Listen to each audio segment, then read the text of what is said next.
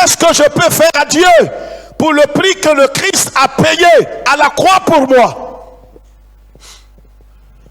Pas qu'est-ce que Dieu doit faire pour moi, mais qu'est-ce que moi, qui ai été racheté, qui ai été sauvé, qu'est-ce que je peux faire pour Dieu? Et si cette attitude-là nous habite, vous allez voir que chaque jour, nous serons en train de marcher conformément à la parole de Dieu, en train de glorifier le Seigneur par notre vie. Il faut que nous comprenions, et nous avons expliqué un peu, quand un enfant ne sait pas le prix que ses parents ont payé, peut-être pour être dans une école quelconque, ou bien peut-être pour être dans un centre d'apprentissage, de formation, ou bien même peut-être même ça peut concerner un habit. Que ce soit votre épouse ou votre époux, ou que ce soit votre enfant, quand il ne sait pas le prix que vous avez payé pour lui octroyer cet habit, ce paille, ce bijou, il banalisera véritablement ce bijou. Il sous-estimera. Et le Seigneur Jésus dit, ne donnez pas les pelles. Ne jetez jamais les pelles au pourceau. Et un peu plus loin, on peut dire, ne donnez pas les choses précieuses à ceux qui ne sont pas matures. Donc, voyez, frères et sœurs, si je veux combattre le bon combat, achever la course et garder la foi, il y a une attitude que je dois adopter. Il y a un comportement que je dois adopter. C'est d'abord pas de faire, mais chercher à connaître et à comprendre ce que le Christ a fait. Quel est le prix que le Seigneur a payé à la croix? Qu'est-ce qu'il a fait? Qu'est-ce qu'il a subi? Ma liberté a coûté quoi à Jésus? Tous les enfants qui ont réussi dans la vie, c'est des enfants qui à un certain moment de la marche se sont assis, de la vie active, se sont assis et qui ont cherché à comprendre comment leurs parents gagnent leur argent. Et certains enfants, même les plus sages, vont plus loin pour chercher à savoir combien gagne son parent, son père ou sa mère, pour mieux apprécier. Vous savez, on devient ingrat facilement. Et je vous ai dit que l'ingratitude, c'est une culture satanique. C'est l'une des caractéristiques vraiment de la pensée et de la marque de Satan sur la vie d'un homme. C'est pourquoi regardez très bien autour de vous. Quand un homme est ingrat, il est capable de tuer l'homme. Un ingrat est un meurtrier. Un ingrat est capable de tout. Ces enfants-là, qui peuvent faire asseoir son père et lui dit, mais papa, en vérité, qu'est-ce que tu fais? Il dit, voilà ce que je fais. Il dit, mais papa, si ce n'est pas trop indiscret, tu gagnes à peu près combien? Il dit, ah, je gagne au moins 250 000. Mais 250 000 francs, et tu investis combien dans les études?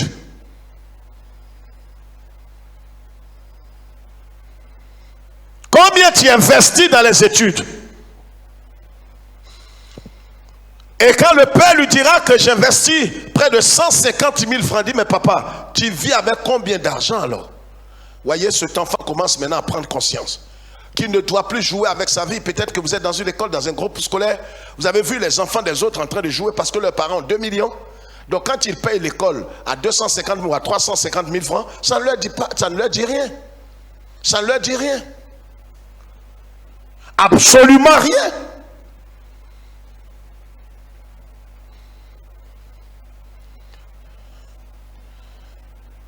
Mais quand toi, tu vois ton père payer ton école, oh, il ne gagne pas grande chose, alors tu dois réfléchir. Et ton attitude envers ton père, tes parents, cette attitude-là va changer. C'est la même chose avec le Seigneur.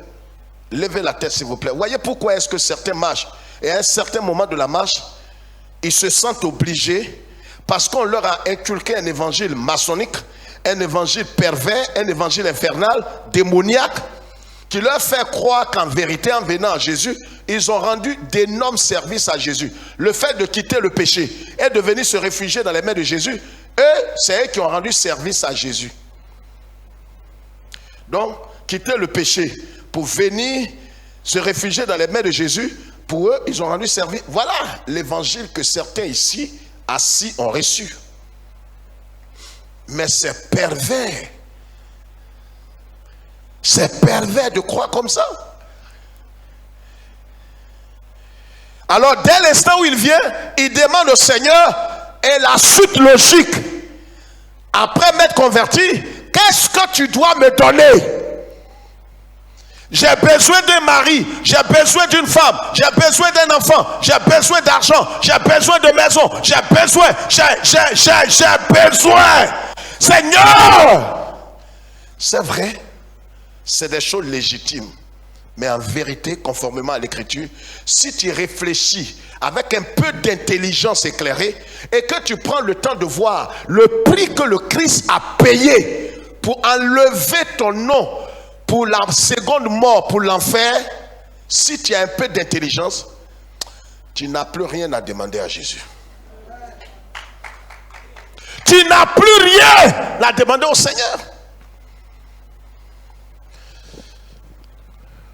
Vous voyez très souvent les enfants qui disent à leurs parents, véritablement,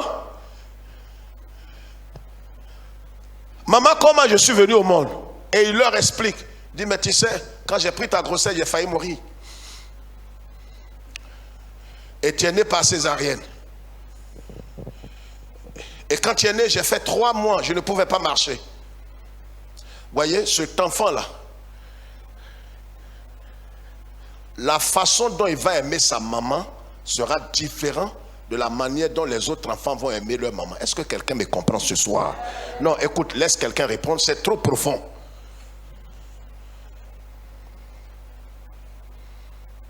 Et c'est pourquoi ce vieux cantique disait, je ne sais ce qui t'a plu en moi, Seigneur, pour que tu donnes ta vie à la croix pour moi.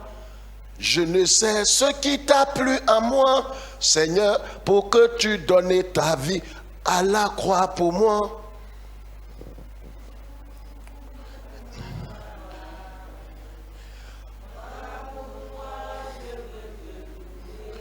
Est-ce que vraiment ces cantiques, et vous voyez que Satan fait exprès pour ne plus que ces cantiques-là, qui nous amenaient à suivre Jésus sans rien attendre en retour là. Vous voyez que ces vieux cantiques ont disparu. On est maintenant en train de faire quoi? De demander comme si on avait droit à quelque chose. Voilà le nouveau évangile. Quelqu'un m'entend? C'est important que nous comprenions cela, frère. Et l'apôtre Paul dit aux Corinthiens, ne savez-vous pas que votre corps est le temple de Dieu et que vous avez été rachetés par un petit prix? Vous avez été rachetés pas avec de l'argent, vous avez été rachetés pas avec une voiture, vous avez été rachetés pas avec de l'or, vous avez été rachetés avec le sang éternel du Fils de Dieu. Le sang de Jésus, selon Lévitique chapitre 17 et suivant, dans le sang se trouve la vie. C'est pour ça que dans le sang, quand la Bible dit que Jésus nous a donné sa vie, c'est en versant son sang à la croix. Et comme il est éternel, c'est que son sang est éternel. Alors la vie qu'il nous donne, c'est une vie qui est éternelle. Il a payé le prix. Le Seigneur a payé le prix. Je voudrais que tu retiennes ça toute ta vie. Que le Seigneur a payé. C'est pourquoi vous voyez quand quelqu'un s'élève et qu'il parle, je parle de ceux qui sont véritablement convertis, nés de nouveau et qui ont le témoignage du Saint-Esprit, selon Romains 8:5 qui dit, l'Esprit de Dieu rend témoignage à mon esprit que je suis enfant. C'est pas un pasteur, c'est pas un dévancier, c'est pas un autre frère qui doit te dire. Voyez comment le prix a été payé. Le prix a été, et c'est un grand prix qui a été payé. La Bible va plus loin pour dire, le rachat de l'âme est cher et n'aura jamais lieu. Ça veut dire, si c'était ta famille, ton village, qui devrait rassembler de l'argent pour le prix de ton âme, ça n'allait jamais avoir lieu. Tout l'argent du monde, vous savez, je vais vous choquer, tout l'argent du monde, de tous les continents, de toutes les nations, de tous les milliardaires, on rassemble toute la fortune de la terre pour aller payer le prix d'une seule personne. On est 7 milliards. Dieu va rejeter parce que ça ne vaut même pas. Ça ne vaut pas 1 millième de ce qu'il attend. Est-ce que quelqu'un me comprend? Non, écoute, ton amen, si c'est un amen, garde ça pour toi d'abord. Je veux dire, est-ce que ton esprit est en train d'être touché et que tu es en train de comprendre le mystère qui est dans le prix que le Christ a payé? Si tu as compris ça, je suis heureux. Parce que toute ta vie, quel que soit ce qui viendra, toi, quand Paul dit, je sais en qui j'ai cru. Qu'on dise, quelqu'un dit, il est allé au ciel, il a vu des anges, il est venu, et qui dit, Jésus dit de te dire que actuellement, il faut que tu envoies une offrande à un bishop. L'apôtre Paul dit, si un ange vient du ciel pour me prêcher un autre évangile que le message de l'évangile, qui est le message de la croix, dites-lui, tu es maudit. Un vrai ange. À plus forte raison, les pasteurs vendus. Qu'est-ce que le Christ a accompli à la croix qui nous fonde, qui nous enracine, qui nous amène à être heureux, libérés? Pourquoi nous chantons que j'ai été libéré? Et nous chantons ce vieux cantique. Libéré, libéré, Jésus-Christ nous a libérés. Les gens chantent ça, mais en même temps, ces mêmes personnes, les plus misérables de la foi chrétienne, parlent encore d'une malédiction ancestrale. Vous voyez pas la folie? Il vous a libéré de quoi à la fin?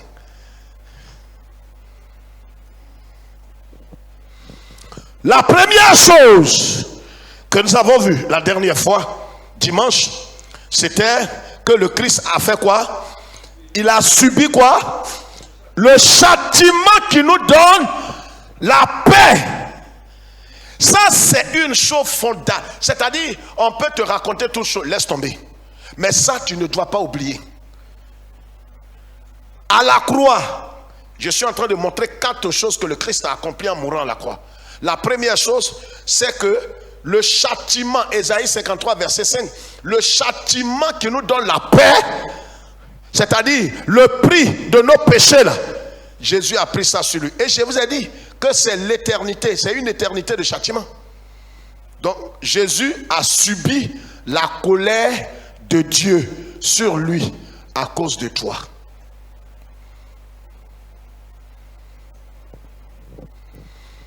C'est comme l'histoire de cet enfant que j'ai voulu maquiller la dernière fois. Vous imaginez un tant soit peu?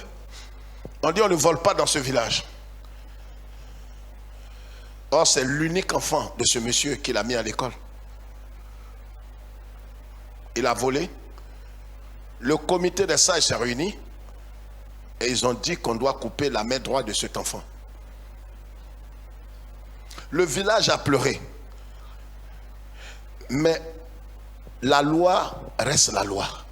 Vous savez, les gens souvent, j'ai prêché à l'école biblique il y a 20 ans en arrière, en l'an 2000, et quelqu'un m'a dit un jour, pasteur, mais Dieu est souverain, vous dites que Dieu est tout puissant, il est souverain. Écoutez-moi très bien. Dieu est tout puissant, il est souverain. Mais pourquoi il ne peut pas lui-même décider au lieu que son fils meure? Parce que c'est ce qui montre la folie de l'évangile. Comment tu envoies ton unique enfant, le tuer à la croix, mettre la colère de Dieu sur lui pour que ta justice soit satisfaite? Mais toi-même, tu peux décréter. C'est comme souvent, bon ben, ouais, souvent des mamans, les parents ont des boutiques dans les villages très souvent. Hein? Et puis ils ont un peu de tout dedans, des cubes magiques, un peu de sel, un peu de tout. Et puis ils ont cette manière de faire où eux-mêmes ils se prennent crédit. Je ne sais pas si quelqu'un me comprend. Quelqu'un suit un peu ce que j'ai dit? Tu fais un petit commerce et puis toi-même tu prends crédit pour toi-même, tu prends crédit envers toi-même. Donc tu prends un crédit dans toi-même ta marchandise et en prenant s'il y a quelqu'un, tu dis non, moi ça là je vais payer. Hein? Je parle à quelqu'un. Souvent si c'est des choses, c'est de la nourriture. Peut-être tu vends des gâteaux, tu vends peut-être quelque chose à manger.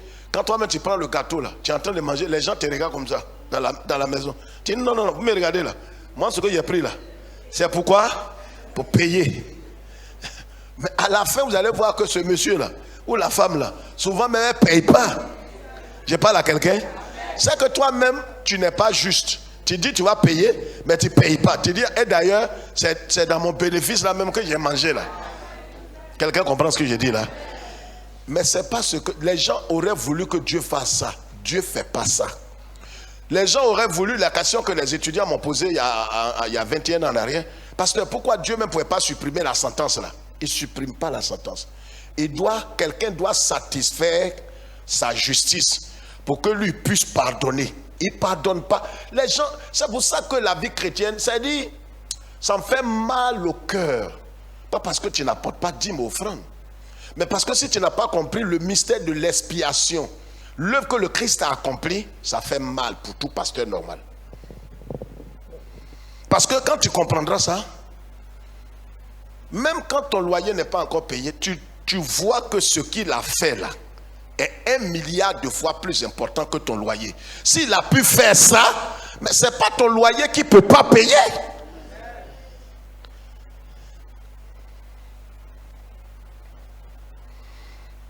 Il a subi, la première chose, pour ceux qui prennent note, il a subi quoi? Le châtiment qui nous donne la paix. Ce que l'homme méritait à cause de l'insoumission à la loi de Dieu.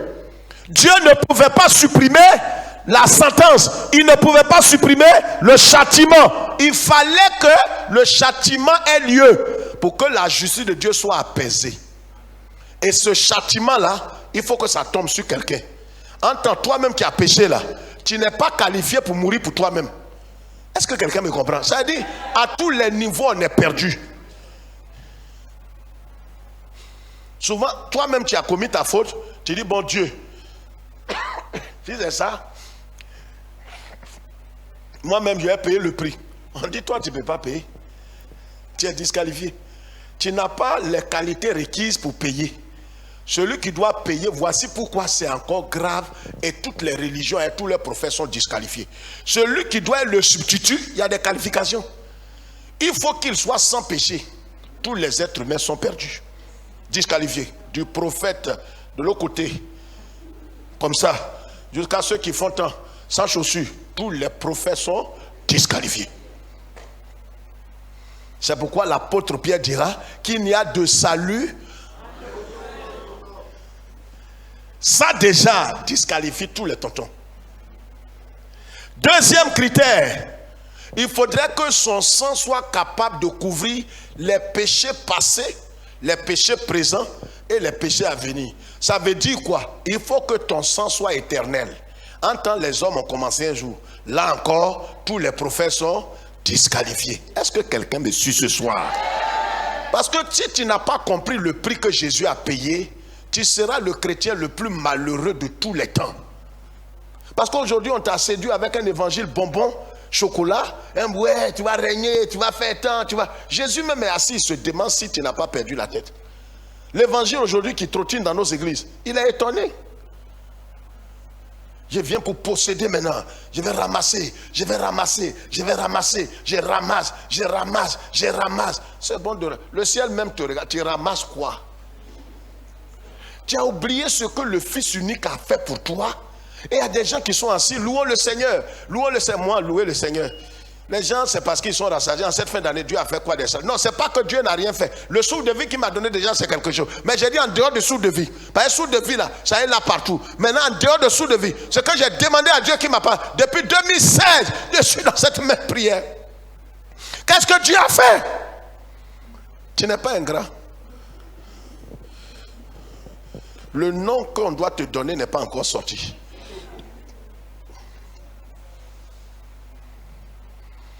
Non, actuellement, mon cœur n'est pas en moi. C'est pour ça que quand vous dansez, moi, je ne suis pas un hypocrite. Je ne peux pas danser. Louer Dieu, ça ne dépend pas de toi. Mardi prochain, je vais revenir sur le test qu'on a lu là. En vérité, quand la Bible dit quelque chose, vous ne vous appartenez point. Quand tu ne t'appartiens point, c'est comme dans un mariage. Tu ne t'appartiens point. Le monsieur ne s'appartient point, la femme ne s'appartient. Donc tu ne peux plus te donner à quelqu'un d'autre. Je ne sais pas si quelqu'un comprend ce que j'ai dit. Non, tu n'as pas compris. Comme tu ne t'appartiens pas, quand tu appartiens à ton allié, tu n'as pas le droit d'aller livrer ton corps là à quelqu'un d'autre. Quand tu le fais, on doit te jeter dehors, on doit te séparer de toi. Vice versa. C'est ça qu'on appelle adultère. C'est même chose dans le monde spirituel. Là où tu es, quand on dit tu ne t'appartiens pas, tu n'as pas compris. Devant Dieu, tu n'as rien compris. Quand on dit tu ne t'appartiens pas, ton être tout entier, tout ce que tu possèdes n'est plus à toi. Tout ce que tu disposes de toi-même là, c'est un péché. C'est un péché. Moi, j'ai connu la honte comme ça un jour chez nous à la maison. J'ai un ami qui est venu me voir. Et le repas qui était là, c'était pour ma femme. Mais j'ai pris ça gentil. Vous savez, il y a des manières, tu veux être tellement gentil que tu fais gentillesse avec quelque chose qui n'est pas à toi. Quelqu'un peut m'aider? J'ai pris, j'ai donné au frère là. Manger. Dis, ah mais attends, en tout cas, Bishop, ton repas là c'est bien. Hein? Ma femme est venue m'appeler dans la chambre. Chérie, le repas là c'est pas à toi. C'est-à-dire, il y a des choses, ça te met dans des petits chaussures. La honte est telle que toi-même, tu ne sais pas où tu es.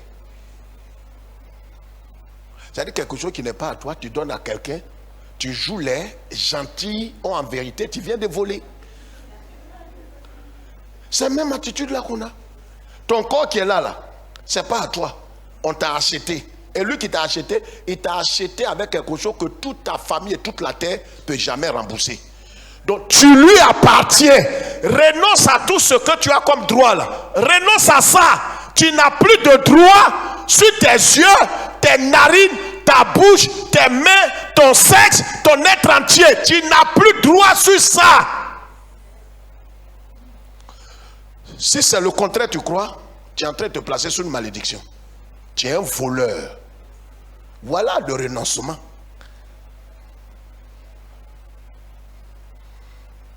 Deuxième chose, après avoir subi le châtiment pour nous. Deuxième chose, Christ a rétabli la paix entre l'homme et Dieu en ôtant le péché. Deuxième chose, Christ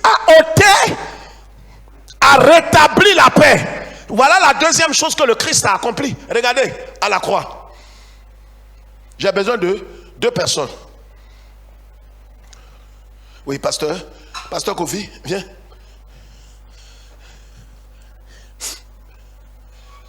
Venez rapidement, venez ici. Regardez ici, comment le Christ à la croix, il a rétabli la paix entre nous et Dieu. Quand on a péché, la communion entre nous et Dieu était brisée. On ne se parle plus. C'est pourquoi vous vous souvenez, lève la tête quand on explique. Tu ne vas pas comprendre. À l'école, tu dors. À l'église encore, c'est le même scénario. Ce qu'on est en train de dire là, ça fait dormir quelqu'un. Vous voyez, dans le jardin d'Éden, quand Adam et Ève ont péché, on ne sait pas quel esprit qui les a animés. Ils s'en vont vers l'arbre de vie. Ah, tu es malade? L'arbre de vie était là. Dieu dit de manger de tous les arbres. Pourquoi tu n'as pas mangé ça?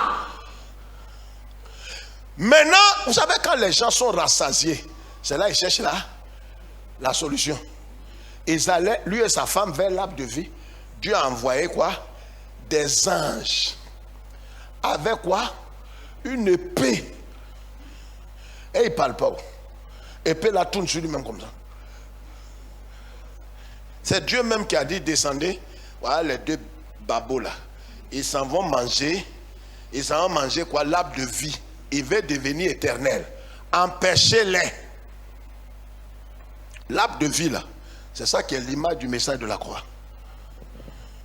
L'arbre de la connaissance du bien et du mal. C'est ce qui est là. Le message agréable. Tu vas régner, tu vas posséder. Tu es un grand, tu es un chef. Tu manges comme ça maintenant. Tu manges comme ça. Tu es un chef. Parce que dans ta petite tête là, tu crois que tu es chef. Celui qui est mort à la croix n'a pas commencé à régner. Et toi tu règnes.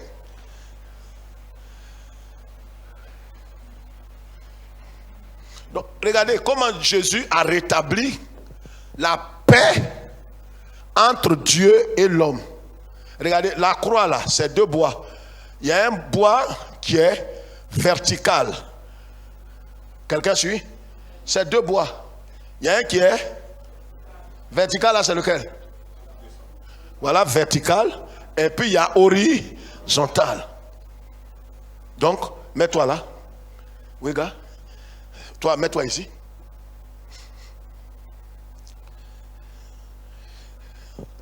Le Christ à la croix, là, il était où? Quand il y avait 3 croix, il était où? La croix du...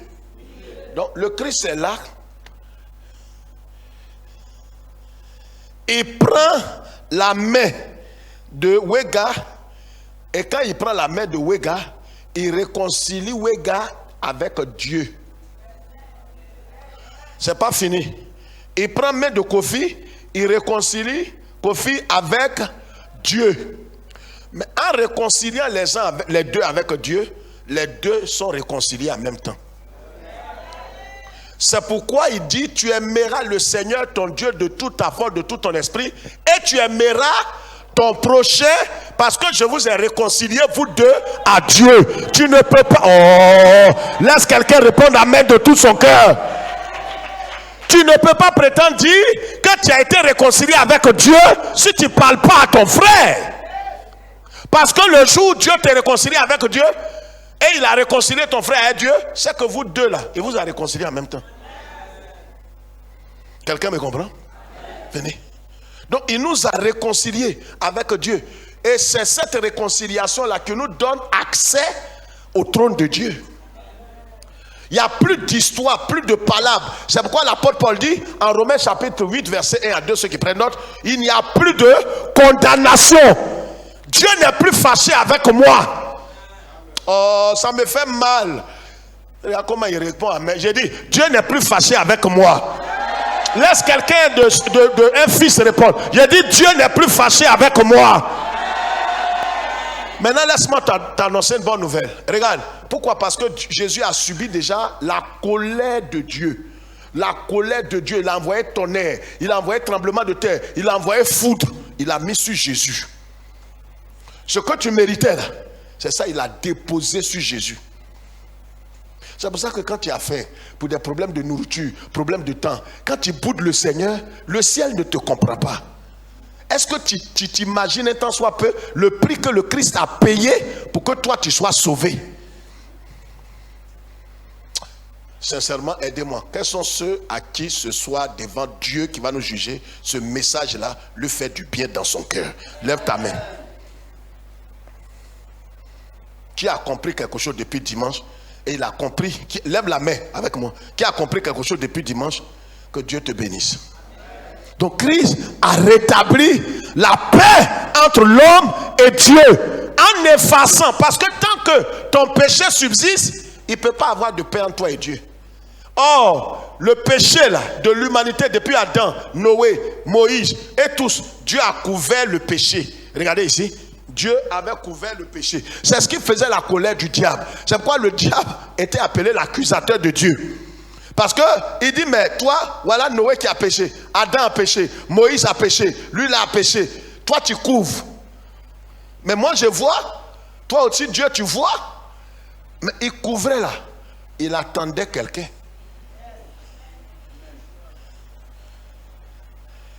C'est pour ça que le sang des animaux ne pouvait pas enlever le péché. Le péché était trop fort. Le sang peut pas. Le sang couvre ça. Même en Égypte, il a dit prenez le sang et mettez sur les linteaux des portes. Juste pour que la mort passe au-dessus de vous. Tout ça, il couvre, il couvre, il couvre, il couvre. Il a couvert le péché. Et à chaque fois, le diable l'accuse. C'est pour ça que quand le Fils de Dieu est né sur la terre, Satan dit il va le détruire en même temps. Vous connaissez pourquoi? Vous allez comprendre pourquoi Dieu va choisir une montagne qu'on appelle Golgotha. Et c'est au-dessus de la montagne que Dieu va permettre que son fils soit crucifié. Il a appelé Satan pour dire, depuis près de 4000 ans, tu ne fais que m'accuser.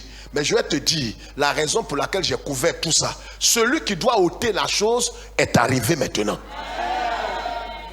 Dans Hébreux chapitre 9, verset 22, c'est pourquoi il dira, l'auteur va dire, oh, sans effusion de sang, il n'y a point de pardon de péché. Quelqu'un comprend ce que j'ai dit là? Hébreux chapitre 9, verset 26.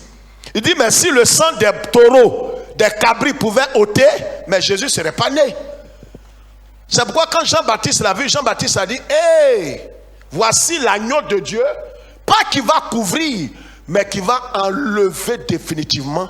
Et le problème, tant que tu n'as pas la connaissance, l'épinorcie de cette doctrine, tu es ébranlé. Et comme tu n'es pas un bon chrétien, que ta vie est sur Internet, c'est là-bas tes pasteurs sont. Et quand tu vas entendre des doctrines bizarres, ta petite tête là est troublée et tu cours derrière les gens. J'ai dit, donc celui qui porte mèche, il ne va pas au paradis. À qui tu demandes? Demande à ton pasteur Facebook. Il a dit le prix que Jésus a payé, il a subi la colère. Ce que je voulais vous dire, voyez, quand tu as payé un grand prix comme ça, même quand tu as péché, le châtiment que Dieu vient pour te châtier là, ça n'a rien à voir avec le châtiment qu'il a fait à Jésus. Ça, c'est un châtiment d'amour pour te montrer que tu lui appartiens. Ce ne sera pas quelque chose. Regarde, il y a même nous tous qui sommes ici. Quand ton parent, ton père te frappait, mais c'est avec amour. Il ne te frappe pas pour te tuer. Il y a des parents sorciers où ils frappent jusqu'à on demande pardon. Il dit non, il y a le gorgé aujourd'hui. En ben Faka, il y a le tuer, il a tué lui. Non. Dieu, quand il te frappe, il a frappé Israël. Israël était dehors et un autre peuple dit ah ouais, Dieu vous a frappé, on va vous achever. Dieu est venu, il les a frappés, tous les ennemis là. Dieu, il te frappe, mais il ne te frappe pas avec colère, il te frappe avec amour. Dis pasteur, dis frère, pourquoi? Parce que la colère de Dieu est déjà tombée sur Jésus. Donc Dieu ne peut pas manifester sa colère deux fois. Donc pourquoi là où tu es, si Dieu on dirait que Dieu est fâché à moi, on dirait que Dieu est fâché ces temps-ci. Je passe ici, tout est mélangé. Tout, on dirait que Dieu est fâché. Quand tu dis ça, même le ciel rit. Tu es un ignorant. Le Seigneur n'est pas fâché avec toi. Colère là, qu'il voulait déverser, c'est ça, il a mis sur Jésus. Paralyser Jésus. Défigurer Jésus. C'est ce qu'il devrait te faire. C'est pour ça que aujourd'hui, nous allons dans la présence de Dieu. Pourquoi? À cause de ce que Jésus nous a réconciliés avec son Père. Est-ce que quelqu'un me comprend? Est-ce que quelqu'un me comprend? Donc il a supprimé ce qui rendait l'homme ennemi de Dieu. Par sa mort, Jésus a supprimé ça. Donc toi, tu n'es plus ennemi de Dieu. Jésus a supprimé. Jésus a manifesté la réconciliation. Il a rendu la réconciliation possible par sa mort. Donc là où tu es, il t'a réconcilié. Même si tu es tombé 27 fois dans le péché et que tu reconnais un cœur contrit, dis Seigneur, je te demande pardon et j'abandonne. Le diable aurait voulu qu'il te tranche la tête. Parce que lui, quand il a fait ces choses-là, Dieu ne lui a pas pardonné. Donc il l'aurait voulu. C'est pour ça qu'il te culpabilise. Il dit c'est fini. Il ne faut pas aller à l'église pour aller demander pardon. Non, ils vont pas. Tu vas voir ce qu'ils vont te montrer. Parce que lui n'a pas été pardonné. Quelqu'un me comprend? Entends le Seigneur t'attend pour te laver. C'est-à-dire le fait même que tu aies demandé. Il dit mais il y a longtemps il t'est pardonné. Toi-même tu dis non Seigneur. C'est maintenant bien. Il dit je sais. Tu es pardonné. C'est l'amour de Dieu qui est là. Quelqu'un comprend? Troisième chose, Christ a payé le prix du rachat. Qu'est-ce qu'on appelle le rachat? Le rachat c'est quoi? Il a payé le prix.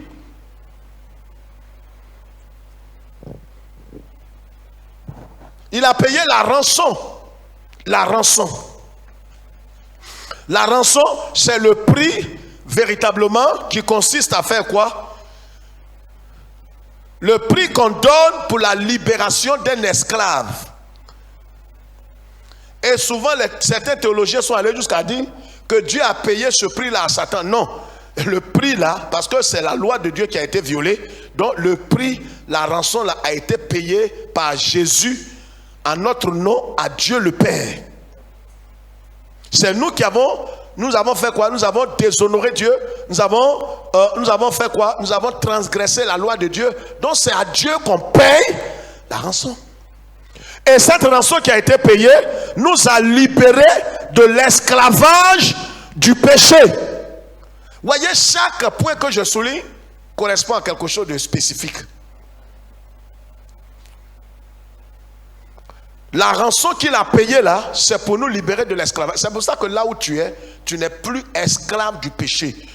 Ta position, c'est que tu es libéré du péché. C'est pourquoi la Bible dit, ne deviens plus esclave du péché. Parce que le Seigneur a payé cette rançon et t'a libéré de l'esclavage du péché. Ne vous mettez pas de nouveau sous un joug étranger. Donc Satan n'a rien à réclamer dans ta vie. La condamnation mystique, condamnation morale, condamnation spirituelle, condamnation physique, toutes ces condamnations n'ont plus de droit, n'ont aucun droit sur toi parce que le prix a été payé. C'est pourquoi si Satan réclame ta vie, il te réclame là. Mais Jésus a annulé ça. Quelqu'un m'entend? Amen. Amen. Il a payé la rançon nécessaire. Aujourd'hui, tu n'appartiens plus à ton ancien maître qui est Satan. Tu appartiens maintenant à un nouveau maître. Parce que quand on paye le prix, c'est que tu changes de maître.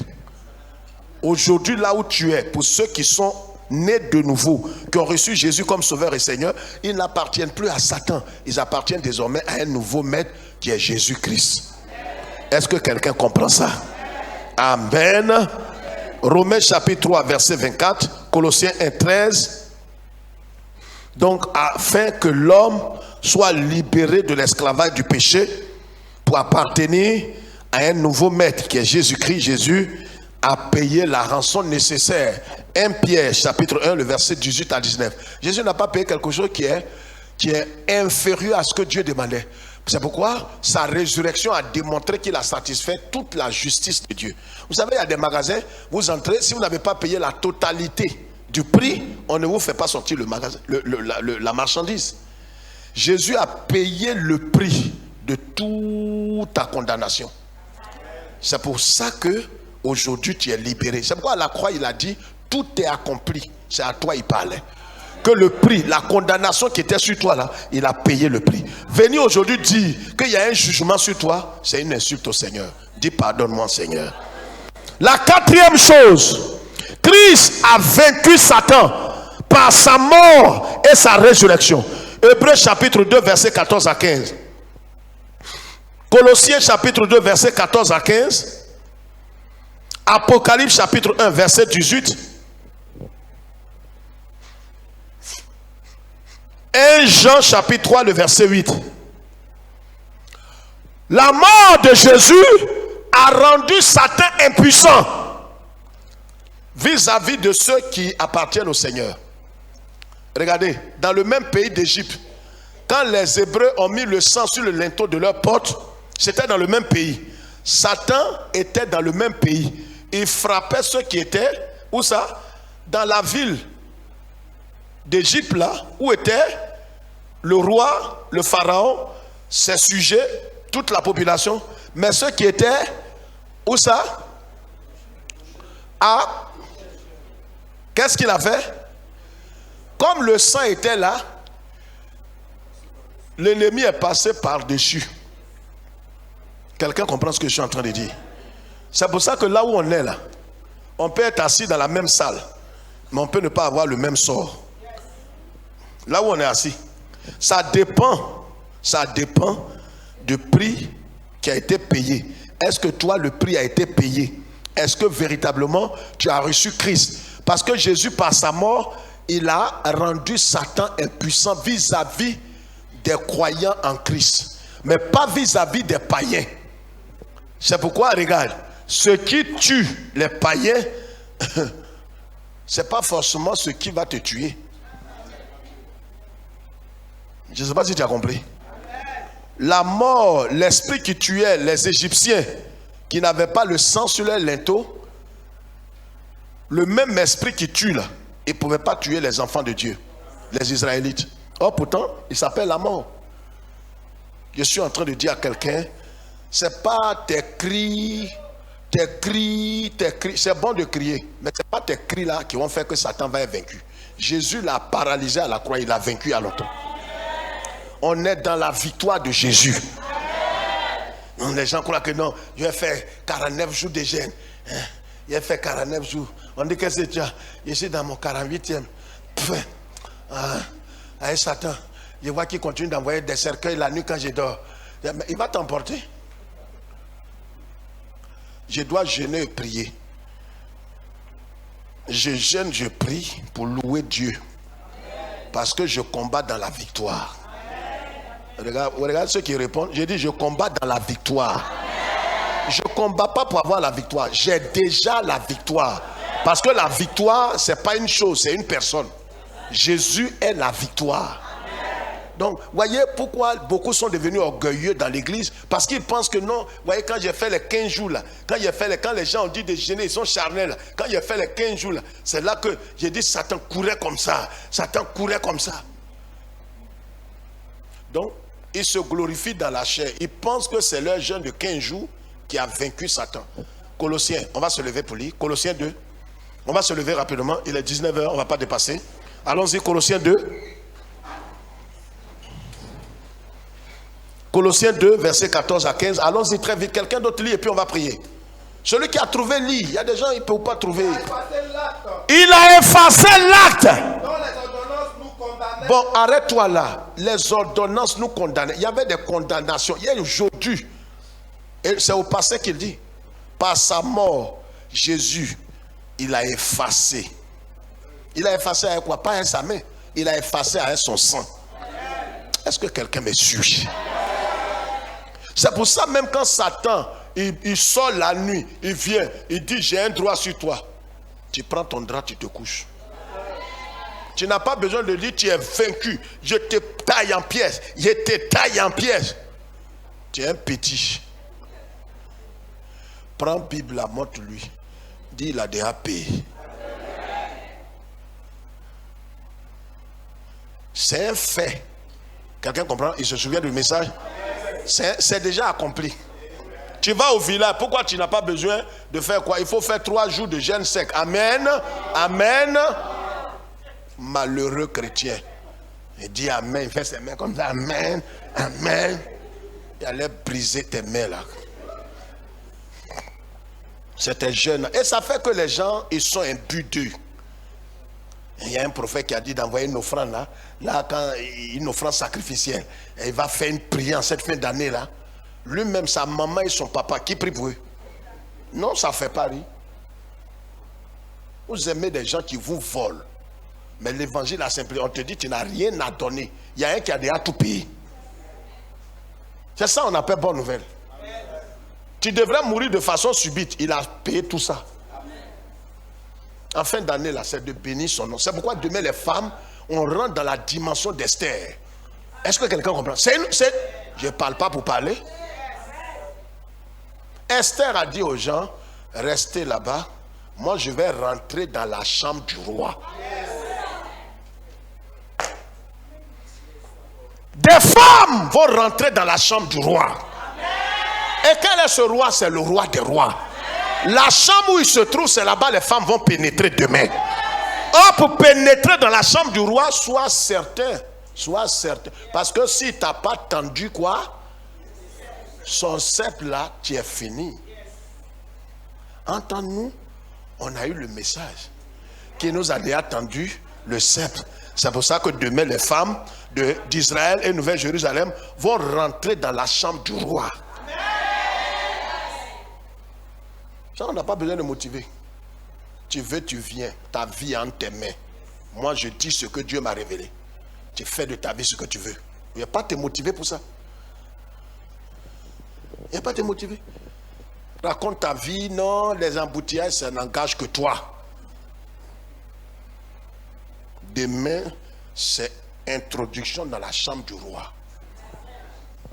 Et pourquoi? Parce que le prix est payé. Et quand le prix est payé, il ne faut pas rester dehors. Il faut rentrer. Tu as le plein droit.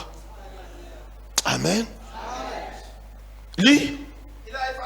Il a effacé l'acte dont les ordonnances nous condamnaient, qui subsistait depuis des millénaires contre nous. Il a effacé, il a déchiré. C'est quelle condamnation tu parles? Quelqu'un rêve, il dit que non, Satan te réclame. Il dit, va demander à ton propre père. C'est l'éducation que je vous donne. Quelqu'un va venir, un prophète, va dire, je t'ai vu vraiment tant. Il l'a effacé. La Bible dit il l'a effacé. Quelque chose que Jésus a effacé avec sa propre main et son propre sang. Toi, tu vois ça encore. Mais tu